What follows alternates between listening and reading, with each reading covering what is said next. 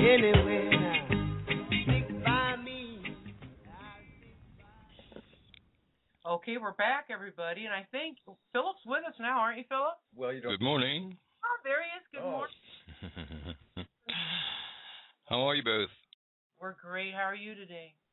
Very well, thank you. It's been a very lazy Sunday for me.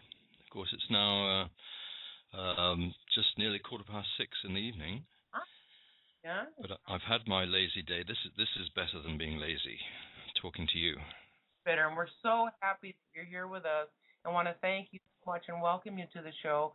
And thank you. Our expert on the solstice 2012. Did I say that right, Dan? Yeah. Okay. So, Philip, I'd like to start, why were people talking about the end of the world on the 21st of December? Because the world didn't end, did it? No, it didn't. Maybe the end of the world as we know it. But, people have been talking about this end of the world thing, especially since that 2012 movie came out in 2009, when the world was beset by cataclysms from just about every direction, from under the earth, from in space, from all over the oceans, going over the land, everything. And people heard about it being associated with the Mayan Calendar, which they knew for a fact was going to come to an end at the end of 2012 on the Winter Solstice. So, in the sort of the mass media, there's been this idea that, maybe the movie was fiction, science fiction and so on, but maybe there was some sort of, serious meaning behind it. So there were people all over the world who were kind of wondering what was going to happen on the day, more along the kind of doom and gloom scenario than something that was really, really significant, which is actually what the Winter Solstice was in 2012. So there was a lot of this doom and gloom that we had to get through before people would perhaps begin to hear some other kind of message. And that was my feeling, really, that we had to sort of go past 2012, December 21st, to find, the world hasn't ended. So what was it all about? Was there anything to it? Yeah, well, how did all that start anyway? Because, I've known about, I don't know, you too, Dan, haven't you, about the 21st of December 2012 has been almost all my life I've waited for that day. Well, I can tell you that certainly in 1987, people were beginning to talk about it because there was a global synchronized meditation called the Harmonic Convergence, which was arranged by a man by the name of Jose Arguelles, who was an exponent of the Mayan calendar, and the date he chose was related to one of the several Mayan calendars. And I think from that point on, certainly, lots of people were beginning to hear about this winter solstice on 2012. But where would you think, and Dan, where would you say you first heard about it? Where did you first hear about that, Dan? Because it seems like it's been forever that I've known about it. I don't know. We know we've talked about it. Where was Jose from, Philip? I think he's Portuguese. Not sure about that, but that's I think what's in my head. Anyway, and he's with Mayan, is what I'm wondering, or Mayan. Well, don't know, but he certainly was.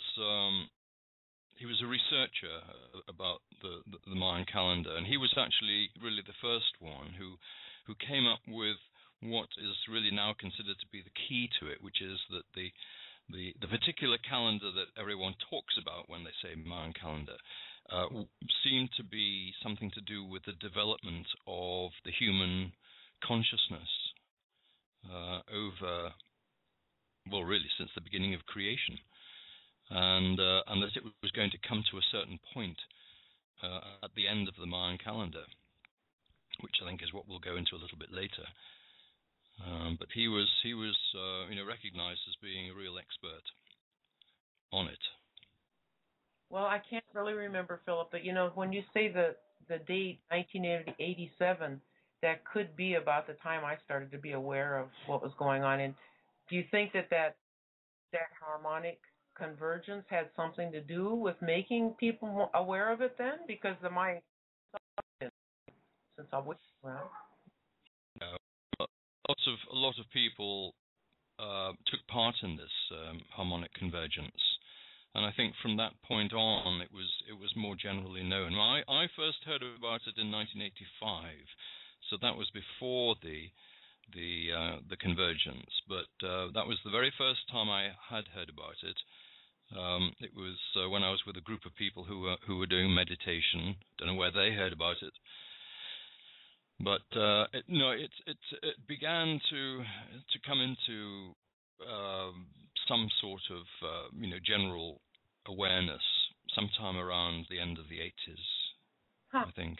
But certainly it was that the Daft movie, if I may say so, the 2009 movie called 2012, which of course was seen all over the world, and very, very great numbers of people.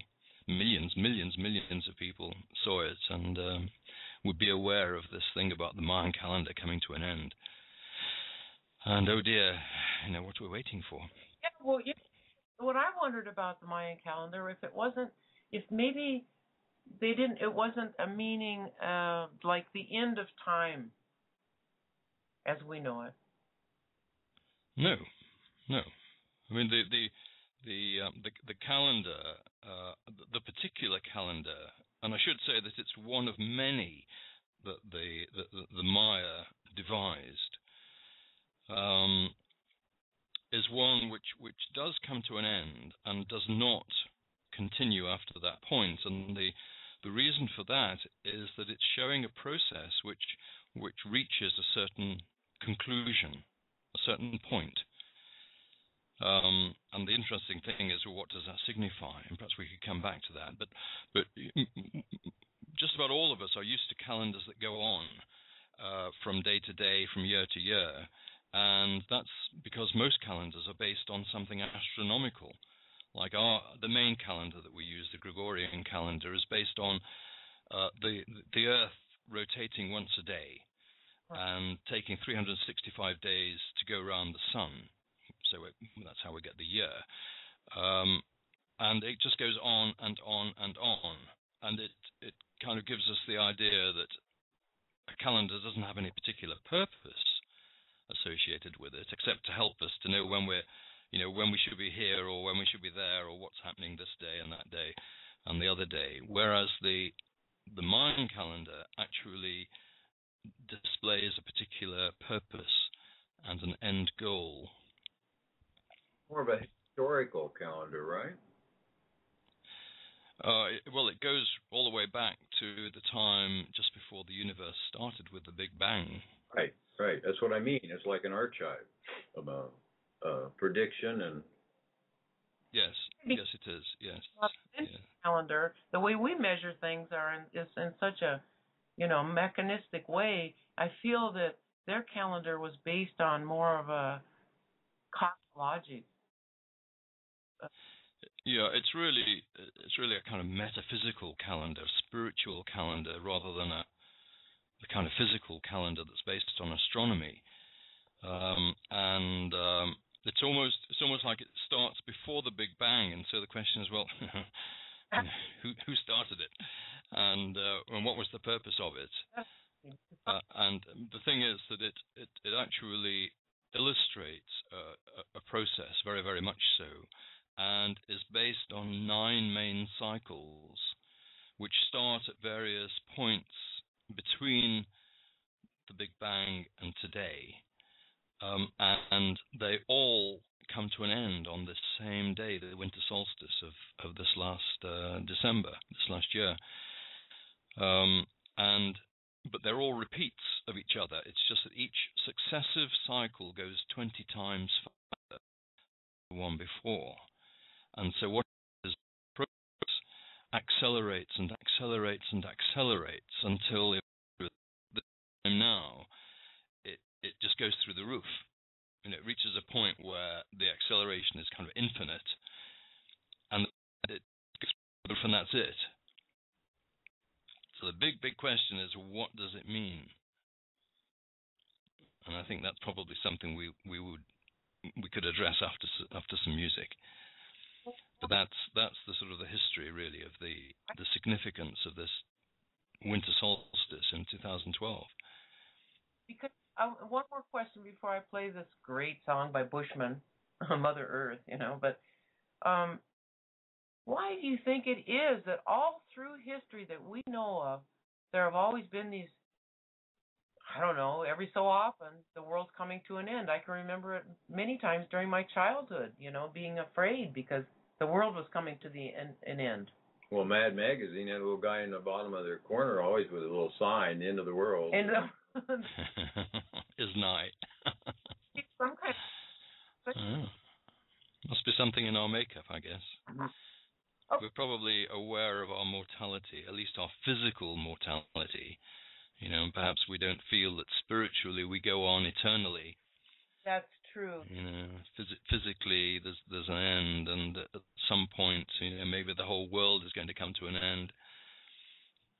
Maybe there's this sort of kind of fear we get when we're in the physical body. Yeah, exactly.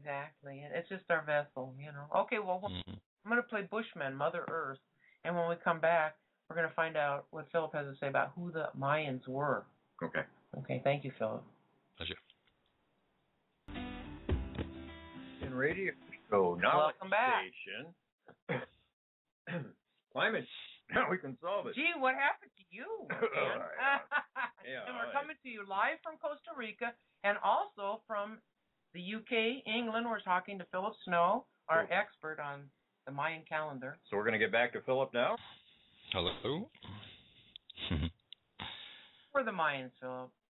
Tell us about it. Well, the Mayans came and still come, really, because they still exist, from your part of the world, Central America, what's also known as Mesoamerica, from the present-day southern Mexico and Guatemala, western Honduras, El Salvador, and Belize, and they're the classical time for the Mayans was from about 200 to 600 AD.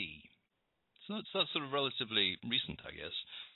But they go back to about 2600 BC, which is generally considered to be when they were first known about. That was in the Yucatan. And it seems that they inherited a lot from an earlier civilization known as the Olmec, and they go back another few thousand years. Sometimes some people would say that the ancestors of the Maya came over from Asia about 20,000 years ago. That's right. But of course, we don't have much, written record of times like that. But that goes back to reputed times of Atlantis, and I think the Maya are reckoned to remember a huge amount of their history, which of course is carried down through legend, storytelling, all sorts of means of retaining their history. I just that they have deciphered the language, and they were with the Mayan people for the first time. Well, they were teaching the children in the schools or something. Yeah, and they finally deciphered the language. Well, they had hieroglyphic type of writing very early on, and again, it seemed to be inherited from the Olmecs. Mm-hmm. And they also, developed an incredible astronomical knowledge and all their calendrical systems, calendars. And they were, in many ways, a hugely sophisticated culture, and really a lot of that's complete mystery. And they built a vast number of pyramids and palaces, without obviously any kind of modern technology. absolutely extraordinary. I mean, for example, a pyramid at Chichen Itza, which has 9 levels, and when the sun dawns on the spring equinox, it shows the effect in light of a snake making its way down the side of a pyramid, down the steps of a pyramid. Now, if you could imagine how anybody could possibly build a huge pyramid structure so that the rising sun made that kind of effect, I mean, you could barely imagine any modern architect being able to do that sort of thing. You know, they were an extraordinary people and very mysterious. What year did they build these about? What years did they build? That's in the classical time, you know, between, I think, nearer 600 AD. And the Egyptians, when did they build their pyramids? They, of course, were back in the 3000 BC period, weren't they? Yeah. I'd probably have to put a question mark over what I just said about when they built those pyramids. So maybe I'll backtrack on that. To be honest, I'm not absolutely sure what date to put on those. As you say, there were pyramids being built in Egypt around the time when the Maya first, you know, their history began. Yeah. And they, also the Aztecs built them, and the Incas built them. Did they? That's right. Yes. Was it all around the same time, Philip? That's what I'm wondering. The time frame there is strange, isn't it? How that all happened. Well, it goes back an awfully long way, and you know, there were similar cultures, as you say, like the Aztecs and the Incas, and you know, where did they all come from? And it would be great to have the real facts about their distant history. Mm-hmm. We know. I mean, they're all obviously, you know, the indigenous peoples of the area, but they have this really, really mysterious background, which we need to be enlightened on. How can we do that?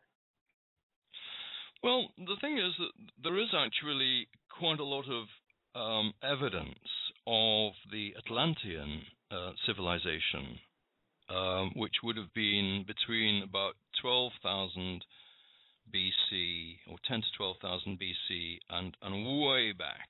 I mean, literally way back beyond there. And there are books that have been written about, you know, the lost city of Atlantis or the lost continent of Atlantis. This isn't something that I've studied. I've just, you know, taken note that there actually does appear to be a lot of evidence about that. But this isn't part of the common knowledge, isn't it? It's not part of the accepted knowledge, although people may well disagree with that. For most of us, though, it's you know, something we can either speculate about or, you know, decide yay or nay about it. Really, what would that do to the collective ego to find out that there were people even more technically advanced than we were over 12,000 years ago? I don't know, but we need to know these things. We really, really do need to know these things. And if there were very advanced civilizations, yes, you know, what would it do to our ego? Yeah.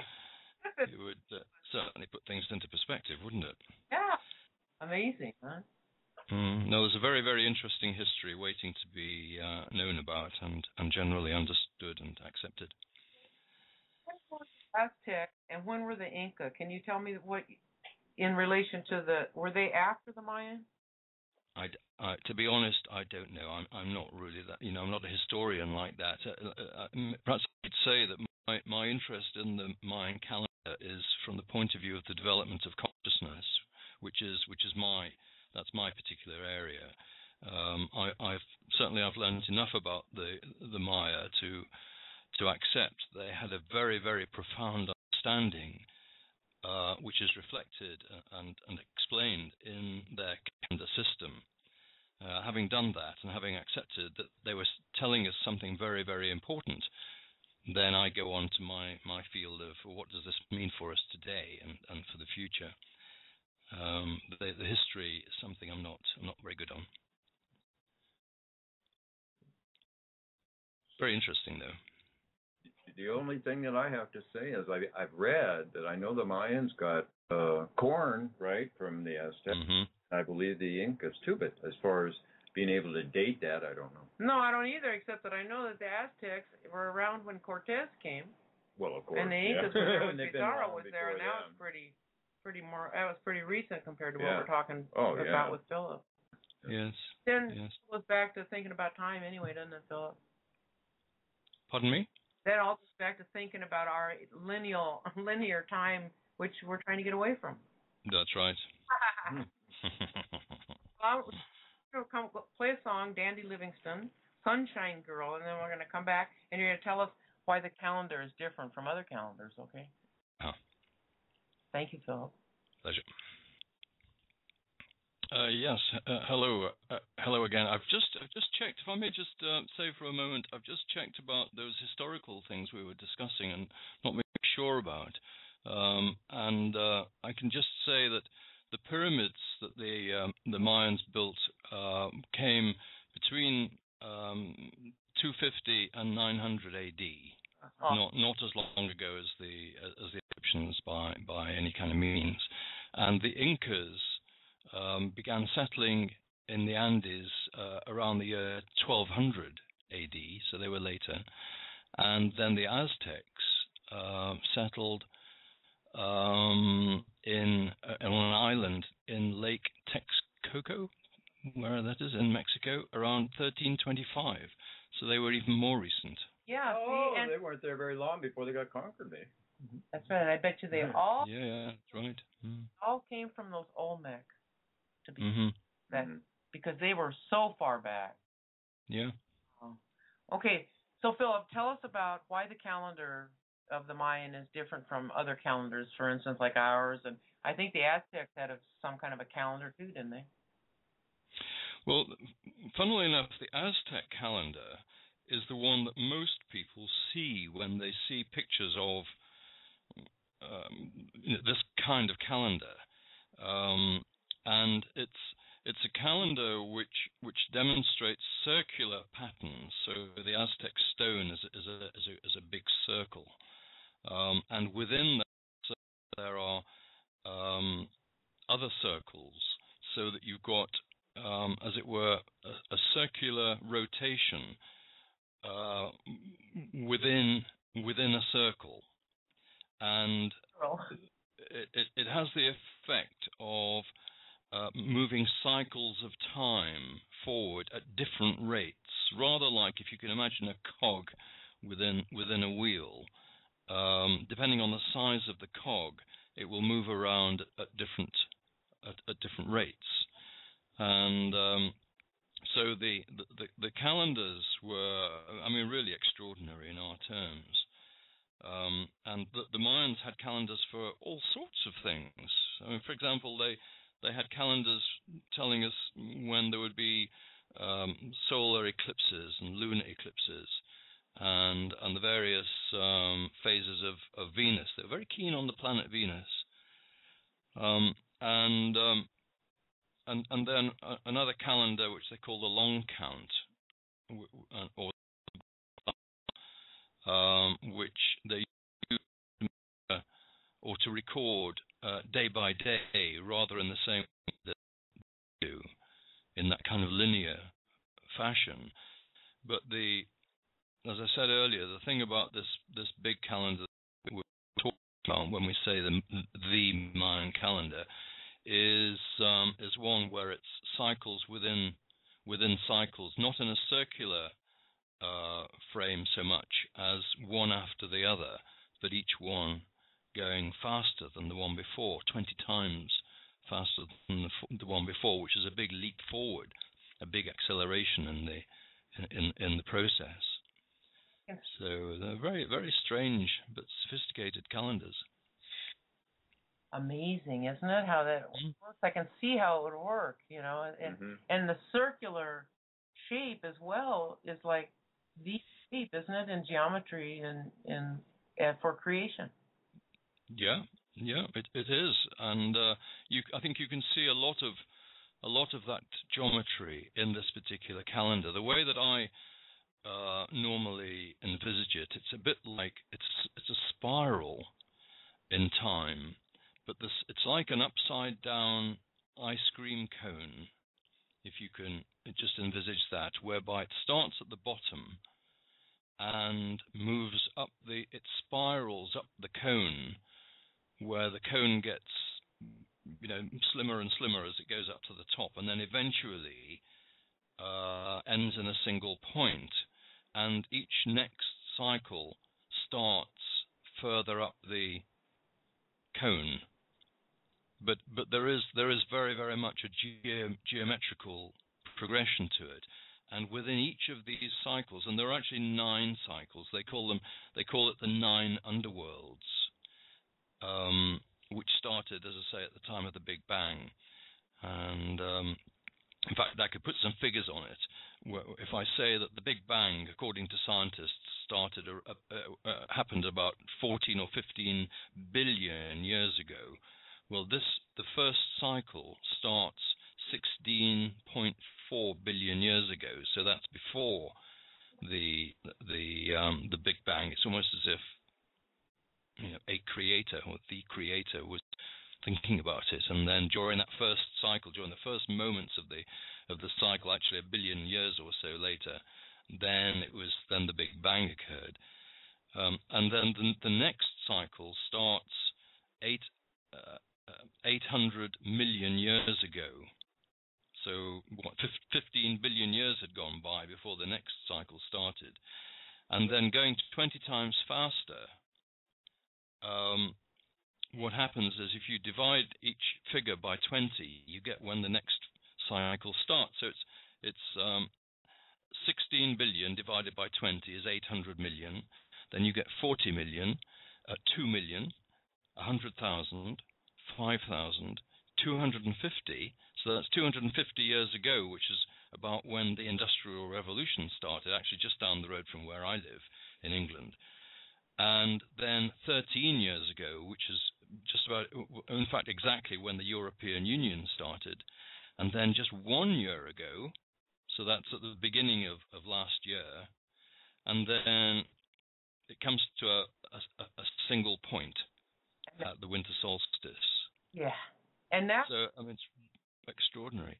And also, within each of these cycles, there are 13 sub-cycles. Now, the way they're normally described is as days and nights. It's a period of light and a period of dark. That's a period of expansion and a period of consolidation. And it's a parallel to the book of Genesis, which talks about 7 days of creation. So starting out at the time of the first cycle, which is at the time of the Big Bang, you've got 7 days of creation and 6 nights of creation right up to this time now. And each of those cycles has those 7 days and 6 nights. That's 13 sub-cycles. And each one of those was believed by the Maya to be ruled by a divine principle or a deity, which you might find as names like wind and rain, fire, and sometimes animals like crocodile and jaguar. And each of these cycles repeated in each sub-cycle. So, and this is why the Maya were able to use the calendar predictively, because they'd be able to say, well, in a certain number of days or cycles, it would come to a time when everything would be, very expansive, when life would be easy, and we could build, and then at a certain point, they'd have to say, okay, well, we know that phase has ended now, so now's the time that we settle down and we, consolidate what we've got until the next cycle of light begins. So a very, very systematic kind of progression. in in what I think you might call a geometric kind of way. And then at the top of that spiral, at the top of that cone, would be moving the fastest, wouldn't it? Well, it's like it moves at an infinite speed, really. It's a bit like an exponential curve where you've got a curve, if you like, moving up a graph, which tightens and tightens, or accelerates and accelerates and accelerates until at the end of it, it just goes straight through the roof. Yeah, right off the chart. And there's nothing, you can't, in time, you can't go beyond that, really, because it's infinite progress in a single moment. It's like we reach a moment of like no time, or the eternal now. Yeah. Which is not a bad place to be. I think most people agree that we should all be living in the now anyway, isn't it? But, and that's the point that we reached on the Winter Solstice, where time just went through the roof. I want to ask you one more question, then we'll play another song. Some more about the real significance of it, which is the real meaty part we want. Yeah. But in other words, so as these cycles go, in 2012, that last year of that last cycle, which was fast, right? All the sub-cycles we would have gone through in that 1 year. Well, that's right. Yeah, we went through a whole cycle which has 13 sub-cycles in that 1 year. So each sub-cycle was less than a month. We were just reading them. And the thing is that you could easily say that within that space of time, as much creation took place as happened in the entire history of creation from the time of the Big Bang. Yeah. Right. That's why we got Facebook,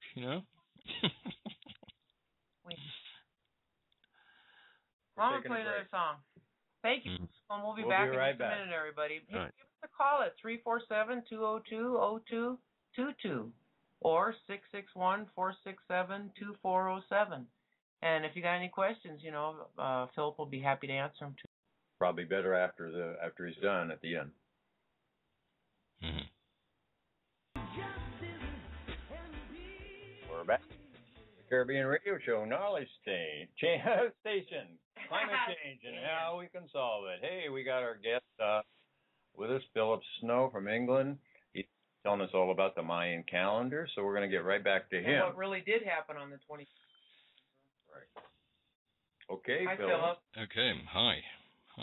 Okay, so, what it was all about as far as I was concerned was the development of a certain frame of consciousness for ourselves as humanity. And what I mean by that is a certain frame of awareness whereby the end of the Mayan calendar signified the completion of a process of development of consciousness from a very, very early state to a fully developed frame of reference whereby we say we live in a universe, because today we know that we live in the universe and we have an idea of what the universe is like. And of course, it's only really in fairly recent times that we've learned what the universe is like, and particularly in the last few years. It's only in the last few years we've had the technology with, for example, the Hubble telescope to see what the universe looks like. So we're aware that we're in a universe. And also, because we've got all these technologies now that we didn't have until very recently, we're learning a huge amount about the planet that we live on and about the whole of life.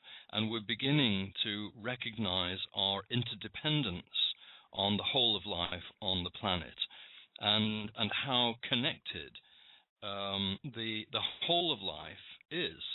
So we're connected with nature, for example, in so many ways. Whereas perhaps until fairly recent times, we might have considered ourselves to be separate somehow from nature and separate from each other, so that we have all the different cultures which appear to be separate. But beyond those apparent differences, actually there's a sense that we are connected in some very, very profound way. And today, I think we'd all agree, we are becoming very much more connected. We meet people from around the world. We travel around the world, and we get to know what's happening around the world and for different people, and what their circumstances are, and so on, what their cultures are like. And this is a recent phenomenon. And the extraordinary thing is that you can see this illustrated in the Mayan calendar, where, as I was explaining earlier, the rate of progress accelerates and accelerates, just in the same way that we can see, looking back even just a very few years, how the rate of our progress has accelerated. The two, the Mayan calendar and our own progress, have just gone parallel. In fact, they've always been parallel. And this is the extraordinary thing about the Mayan calendar. How on earth did they see that in 2012 or in the 2000s and the late 20th century, so much progress would occur? It's an extraordinary, really extraordinary thing. But for us, the relevance of it is, well, if there's a calendar system somehow which charts the development of the human race and the human consciousness, what does it all add up to, and what does it mean for us today? And this is really what I've been working towards for all of this for many years, because I first heard about this back in the mid-'80s. That was the first time that I'd heard about this Winter Solstice 2012, and I resolved at that point to try to understand what it was going to be all about, and also how to help other people who perhaps didn't know that the process was going on, help them understand what it was all about. And this is really why I'm doing what I'm doing at the moment. And what it's about, really, I feel, to put it in a nutshell, is that the human race is beginning to be, we are one human family. And just like your show says, we are one. We really are one. We're one humanity, one family, one global unity. And this is really what we at this time we are finding for ourselves. We are discovering for ourselves, and in a way, what I'm aiming to sort of facilitate is that kind of understanding that this is the way that we're going, and to encourage us all to kind of move into that sense that we are just one family, because there are huge implications to that, huge benefits to that. And now is the time when we can really say, we understand this. We can see that this is happening, and we can see that there's purpose and direction to it. So that's really the great significance of understanding what the Mayan calendar is all about. Mm-hmm. That's our opportunity, and that's our potential. That's where we are. But also the I forgot what it was I was going to ask them now. I do when I don't. Yeah, but this is the point that we're at the moment, and the thing was, when in the 1980s, in the mid 1980s, when I first heard about this, the internet hadn't even been invented by that time. Well, we all know. We could all say that the world ended the day that the internet began. It did, because the world changed. It ended as we knew it at that point. The world has changed hugely. I'm sure we'd all agree with that, surely, that the world really, really has changed in a very, very big way in the course of the last 20 years since the internet was developed, and more recently, because of what's called the social media through Facebook and Twitter and so on, we connect with people all over the world, and many of us have hundreds, if not thousands, of friends all over the world, and it is. We may not get to spend much time with each of them, but we are connected. We see each other's postings. We little by little we get to see what other people are doing, and what they're involved in, and so on. And this sense of connecting with people gets stronger by the day. But this is what's happening. We are all connecting in even more than we were able to before through television, which of course is global. And now, of course, we've also got the cell phones so that we can speak to people all over the world. We're becoming potentially connected to everyone. Which, this is really, really crucial. And what synchronicity it is. At about the time the internet started was about the time that Philip's talking about, when everyone became aware of the Mayan calendar and the convergence you were talking about. That's right. Cool. Yes. Yeah, we got a free tool. Yeah. Well, we wouldn't be on the radio right this minute if it weren't for the internet. That's what I'm and saying. Talking to people. Absolutely. That's very right. Yes. So now really the question is, well, if the calendar was working towards this over the whole of the history of creation, what purpose was there in it? It looks as if there's some purpose to the calendar. It really, it almost like reeks of purpose. It's moving towards a certain point. And what I was just explaining was it seemed to take us to a point where we are like a global unity.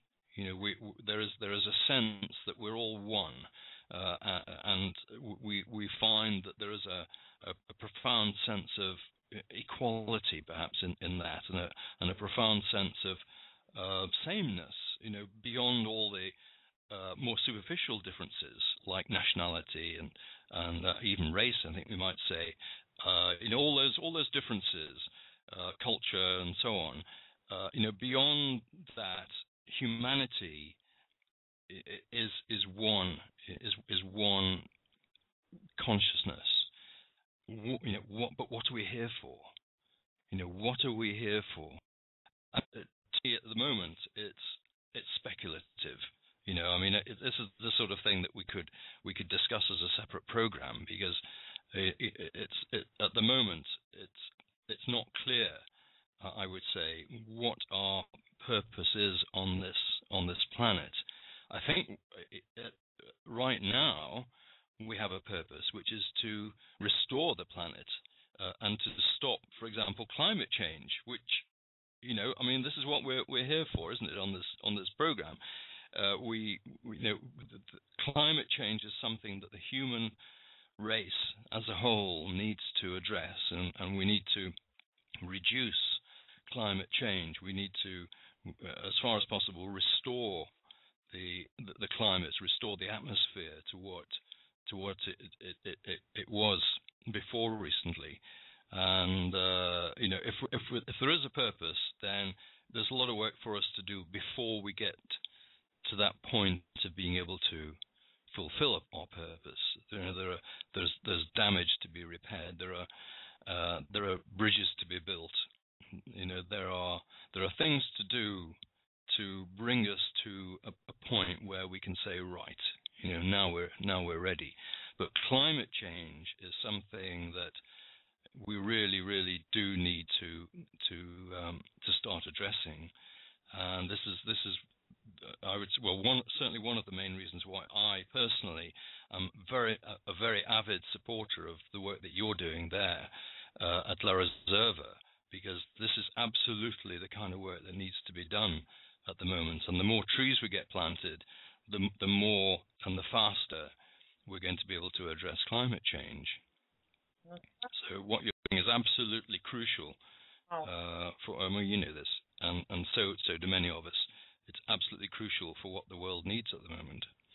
Like you said before, Philip, you said that we lost our contact. Well, we started to understand more about our contact with nature now, whereas before, I think, it was kind of like everybody thought nature was like a giant Walmart where everything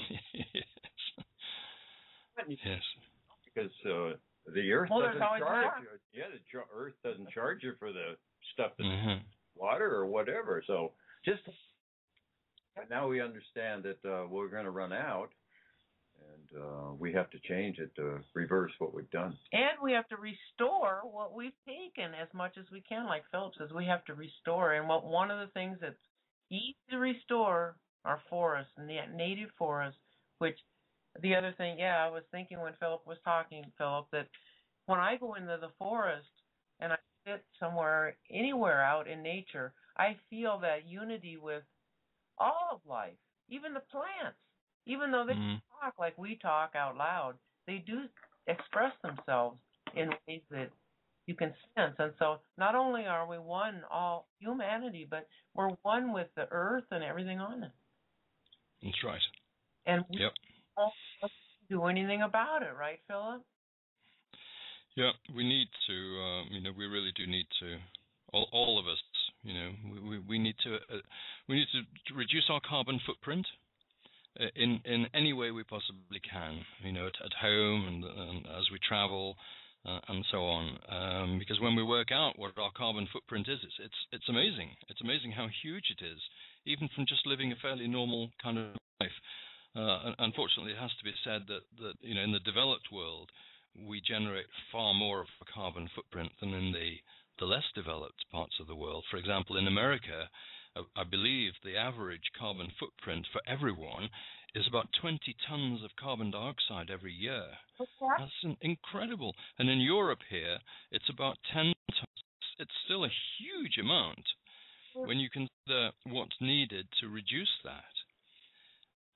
But really, it is time for each of us to take responsibility for the carbon dioxide that we generate through our normal day-to-day lives. And what seems clear to me is that there's actually only so far we can go in our daily lives to eliminate our carbon generation. But beyond that point, we can plant trees, and that will fill the gap. We can, each of us, become what's called carbon neutral, so that we're not producing the carbon dioxide, or we're mitigating it by doing something that will itself take away the carbon dioxide, and that thing is planting trees. That's right. Balance it. Yes, balance or compensation, but also the planting trees, you can reduce and use less and emit less, but planting trees and restoring forests is giving something back too. It's not right. Reducing, but it's giving something back to all of life. And as we feel and become more aware, more of us become more aware of it, they will realize that is righteous, and by doing so, we feel good and we feel right. But, well, yes, because we have to protect our animals, our birds. We have to protect all our species. Otherwise, what are they going to do? Live in windmills? They don't do it, man. Philip, I subscribed to as on the 1st of December, it was like a seed. Every single person received like a seed. I was more aware of it, or not that from you, but okay, that's what you expressed it. But my teacher called it. It's called the dispensation solstice. But in other words, and I heard a Mayan elder talk about it just recently too, about a gift every single human being would receive, but not everyone is aware of it. Have you heard something like that, Philip? Well, I've heard of quite a number of things like that. Yes, to be honest, because I can't say that I have that as a personal experience. I haven't ventured to talk about that very much, and so I've tended to just focus on what I know I understand and experience, and what I believe other people do as well. But I do understand that some spiritual things that happened on that day. Well, it's like symbolism is what I'm saying. By the 21st, everyone has received that. Some people started receiving it maybe Dan, not Spanish. In 2000, in the 80s, like you say, It's time everyone has got it. And it's whether how your heart is, how fast you develop that. Right, and opening your heart. You know, I've heard you talk about the open heart, Philip. Yes, and I do feel that that's a key to where we need to go from here. And I think opening the heart particularly is a step upwards for all of us. You know, because so many of us have lived in either in our minds or in our willpower, our solar plexus. But opening the heart really, I think, is the key to developing that sense, that real sense of we are all one, and being able to connect with people heart to heart. Just relax, look into your heart, and you'll get it. You'll feel it. Yeah, you know, just like to say something about that too. You're opening your heart, because maybe some people go, "What do you mean, open my heart?" What? They're thinking of heart. But if you close your eyes and you just go inside and then vision your heart as just opening and being free and not being like all clenched up, because you are opening your heart when you do that. Just seeing it happen, and you do it over and over and over, and pretty soon you go around with an open heart all the time. Yeah, you'll be. Yes. And I think that you know, a really, really good way and an appropriate way of experiencing this great moment is for us to greet everyone around us as brothers and sisters, and say or think in the silence of one's mind, or feel it from the heart, I love you. Yeah. You know, I love you. Whoever you are, whatever, you know, for whatever reason, for no reason, you know, I love you. And that's how we can connect with people very profoundly. And I think that's the quality of the connections and the relations we have with people. I think that you know, the whole idea of loving people is the key to what we're doing at the moment. Well, I just did the thing on Jamaica, and they're promoting. That's exactly right. I was just thinking one love. When you meet someone, one love instead of I love. And it changes the whole mindset, doesn't it? Yes. Beautiful. Pass it and pass it and pass it. Signing off on the internet with it. Well, geez, anybody, look, if you have any questions for Philip or any comments, we're going to give you a chance to call while we play one more song, and then we're going to come back and say goodbye to Philip if nobody's got any questions. Yeah. You can call us at 347-202-0222 or 661-467-2407. Or you can call us on Skype, too. Okay, so we're going to listen to Gramps Morgan, and we'll be right back, Philip. Okay, thank you. Yes. Okay, we're back. And we're back. This is a Caribbean radio show, not station. Climate change and how we can solve Climate change. There's the key word. And while we didn't have anyone call in, and we didn't have any questions in the Green Weed chat room, Philip, here. Yeah. Okay, I guess we're going to close it out. What would you like to tell people to finish up your show? What would I like people to say, to tell people? Say to people about the 21st and it being the end of the world and not really being the end of the world. I think it's this thing about, you know, recognizing that we're all one big family, and really beginning to live like that. You know, and we all know what it's like living with a family. So get to love each other. Don't we? We feel connected to each other. We're irrevocably, you know, connected with each other as family, and I think really that sense that we are one big global family is the key to the point we reached on the winter solstice, and that's really how we need to go forward from now. And if I say to everyone who's listening, I love you. You know, I say that sincerely, and you know, I would love to feel that, you know, you would say the same to me and to everyone else. You know, and I think if we could all say, or at least think or feel to everyone, you know, I love you, it would go a long, long way. Wow, thank you, Philip. You know, even if you don't feel it at first, just saying it will cause you to feel it after a while, you know? That's right. Thank you so much, Philip, for being with us and clearing up so much about the solstice of 2012, huh, Dan? Yeah. Well, it's been the greatest of pleasures. Yeah. I can tell you. Yeah, and talk about that other part that you were talking about too. In the meantime, Philip. I love We you, love you. Philip. I love you too. Thank you. You all. Okay. All right. Okay. Bye now. Have a good evening, Philip. Yeah. Thank you. Same to you. Thanks.